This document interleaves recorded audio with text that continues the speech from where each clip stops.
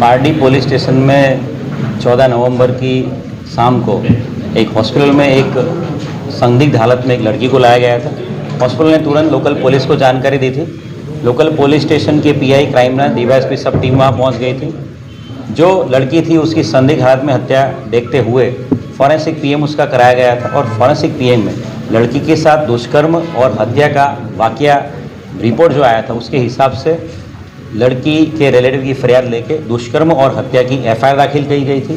पूरी बनाव की गंभीरता को ध्यान में रखते हुए इस इन्वेस्टिगेशन में पूरे जिले के चारों डीवाईएसपी, सारे 10 पुलिस स्टेशन के पीआई और 200 से ज़्यादा पुलिस होमगार्ड जीआरडी रखे थे और रेलवे स्टेशन से नज़दीक ये बनाव बना था उसकी ध्यान में रखते हुए पूरे ज़िले के सारे रेलवे स्टेशन में चेकिंग किया गया था और वापी रेलवे स्टेशन के जीआरपी और आरपीएफ की सहायता से वहाँ के सीसीटीवी फुटेज में इस अक्यूज़ को हमारा जो सस्पेक्ट हो उसको देखा गया था और उस सस्पेक्ट ने पहने हुए कपड़े हमें जो सीन ऑफ क्राइम था लड़की का वहाँ से मिले थे। इस प्राइम सस्पेक्ट को बैक ट्रैकिंग और फॉरवर्ड ट्रैकिंग किया गया था और इस प्राइम सस्पेक्ट का लाजपुर जेल के सॉफ्टवेयर की मदद से एक बहुत अच्छी सफलता मिली कि हमको ये अक्यूज़ था उसके फ़ोटो के साथ मैचिंग एक डिटेल मिली थी जो जोधपुर की सेंट्रल जेल की अक्यूज़ से मिलती जुलती थी।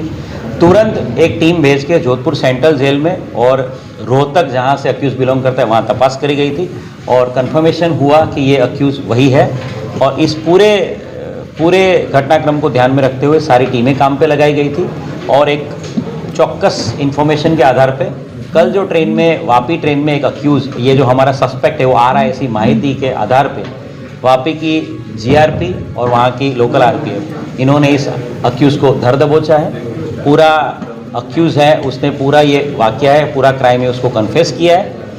इस पूरे इन्वेस्टिगेशन में सारे railway station down the line Poona तक के सारे जीआरपी, हमारे गुजरात के वहाँ के आरपीएफ की सारी पुलिस, हमारी गुजरात की आरपीएफ, रोहतक के एसपी और जोधपुर सेंट्रल जेल के आईजी साहब ने बहुत मदद करी थी और सबसे बड़ी सफलता वलसाड़ पुलिस को इस बात में मिली है, वलसाड़ पुलिस को अक्यूज़ की पूरी इंट्रोगेशन में एक मर्डर पार्टी के अलावा और 4 मर्डर उसने पिछले 25 दिनों में किए हैं, ये वो कन्फेस कर रहा है। इन चारों मर्डर में जो भी राज्य जो भी ज़िले में ये मर्डर हुए उस हर जगह पे हम लोगों ने वहाँ कंफर्मेशन किया है। कर्नाटका के मैंगलुरु सब डिवीज़न में एक एफआईआर दाखिल हुई है मर्डर की। ट्रेन में एक बंदे की हत्या कर दी गई है।